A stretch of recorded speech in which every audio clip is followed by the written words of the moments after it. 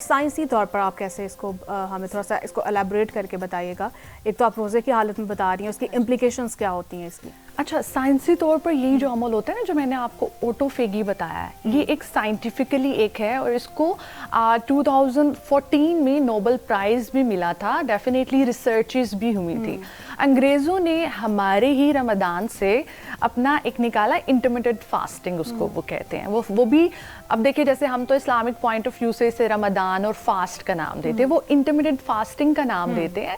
और इसको एक नोबेल प्राइज़ मिला हुआ है इस इजाद को कि इंटरमिटेंट फास्टिंग उन्होंने हमारे रमज़ान से निकाली, जिसमें लिवर, किडनी, हमारी बॉडी सब मिल के डिटॉक्सिफिकेशन करते हैं और केमिकल्स और सेल्फ क्लीनिंग का अमल हमारी बॉडी में होता है, जो बहुत ज़रूरी है। डिहाइड्रेशन और detox, it's different, entirely different. Okay. अगर डिहाइड्रेशन हुई, डिटॉक्सिफिकेशन नहीं होगी। मैं आपको बताती हूँ कैसे। हम अपने रोज़े को ले लेते हैं। अब देखें, आप ना रोज़े से 360 एंगल चेंज ला सकते हैं। फ़ायदा नुकसान दोनों हो सकते हैं। कैसे? अगर आपने सही से सहर और इफ्तार को एक प्रॉपर वे में फॉलो ना किया तो फॉर एग्जाम्पल आप देखें, आपने इफ्तारी की, ठीक है, अगर तो उसमें अब देखें पहले से ही एक अब देखें अभी बाहर से फ्लश आउट नहीं हुआ ना, ऑटोफेगी हो गई, टॉक्सिन्स पड़े हुए हैं, उसे बाहर किसने निकालना है? अगर हम डिहाइड्रेट होंगे तो वो टॉक्सिन्स बाहर नहीं आएंगे, क्योंकि पानी सवारी है। बहुत इजी वर्ड में बताऊं तो पानी वो सवारी है, एक सवारी बनके उन सारे टॉक्सिन्स को एलिमिनेट करेगा। यूरिन, ठीक है, यूरिन आएगा तो वो सब, ठीक है, और पसीने से भी हो जाता है। बट वो आपको पता है मौसम और इतनी स्वेटिंग तो कहाँ होती है। स्वेटिंग से भी डिटॉक्सिफिकेशन होती है ना। हाँ, स्वेटिंग से भी होती है, बट हमें कितनी ही स्वेटिंग हो जाती है। अगर गर्मियाँ हैं तो एसी इस्तेमाल होता है। एग्जैक्टली। और आपको पता है समर में भी तो एसी, ठीक है।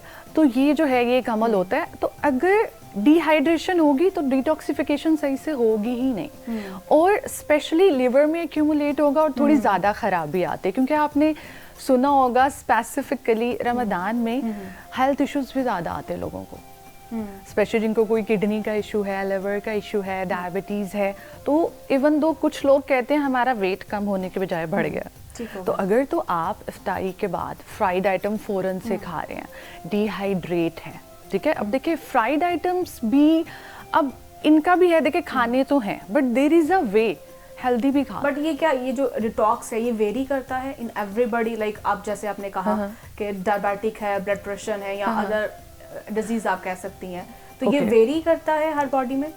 इट्स नॉट अबाउट वेरी करता है। वेरी तब करेगा जब आपकी habits, dietary habits, lifestyle habits कैसी होंगी। जैसे एक तो डिहाइड्रेशन आ गई, दूसरा ये है कि जिन लोगों को लिवर के इश्यूज होते हैं या किडनी के इश्यूज होते हैं, डायबिटीज़, ब्लड प्रेशर, उनको स्पेसिफिकली रमज़ान में एक प्रॉपर आप कह लें गाइडलाइन के थ्रू इसको सहर और इफ्तार को करना चाहिए। तो उनके लिए थोड़ा सा आप कह लें कि परहेज टाइप या थोड़ी सी एहतियात ज़रूरी होती है। जी। और आप क्या समझती हैं कि इसका क्या इम्पैक्ट होता है खासतौर पे लंग्स पे? और जैसे कि गुर्दों पे? जी, ठीक है। और जैसे कि ये हो गया इस तरह, मतलब क्या ज़्यादा इससे इम्पैक्ट होता है हमारी बॉडी के अंदर? अब जो लिवर है ना, स्पेशली हमारी बॉडी का ना फिल्टर सिस्टम भी है। आप देखिए पानी को साफ करने के लिए फिल्टर यूज करते हैं, हमारी बॉडी को साफ करने के लिए जो मेन फिल्टर है ना वो लिवर है। जी, ठीक है।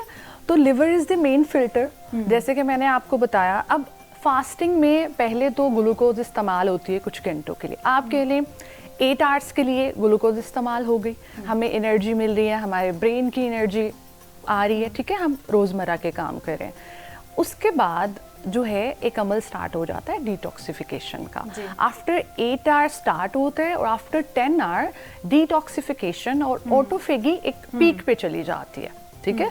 और लिवर हेल्प करता है। घंटे के बाद, रोजे के दौरान कितने घंटे के बाद जो है ये प्रोसेस शुरू होता है हमारा डिटॉक्स? ऑलमोस्ट 10 आवर्स के बाद। 10 आवर्स, 8 आवर्स के बाद स्टार्ट हो जाता है, 10 आवर के बाद ये पीक पे होता है कि एक जो ऑटोफेगी का क्लीनिंग का प्रोसेस है वो पीक पे हो जाता है, ठीक है।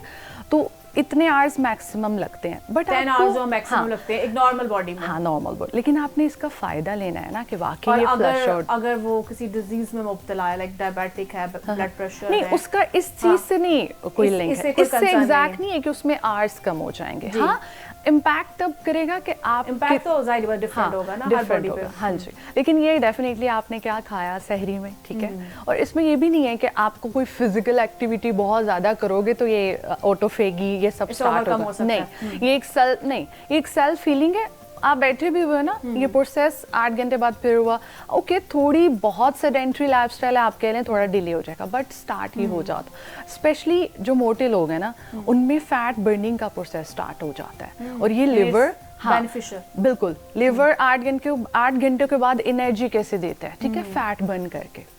8 घंटों के बाद फैट बर्निंग का स्टार्ट हो जाता है, उसमें कीटोसिस होती है, जिससे हमें एनर्जी मिलना शुरू हो जाती है। फिर उसके बाद लिवर क्या काम करते हैं, हमारे हार्मोन्स पे काम करते हैं। हार्मोन भी बैलेंस होते हैं इसमें, स्पेसिफिकली ग्रोथ हार्मोन किस लिए होता है, आपका एंटी एजिंग होता है, ठीक है, और आपके ओवरऑल एंटी एजिंग के साथ साथ आपकी स्किन इससे अच्छी होती है, समल से ऑटोफेगी से एक स्किन ग्लो भी आता है, आपकी हेयर रूट्स भी इवन आप कह लो रिपेयर होती है।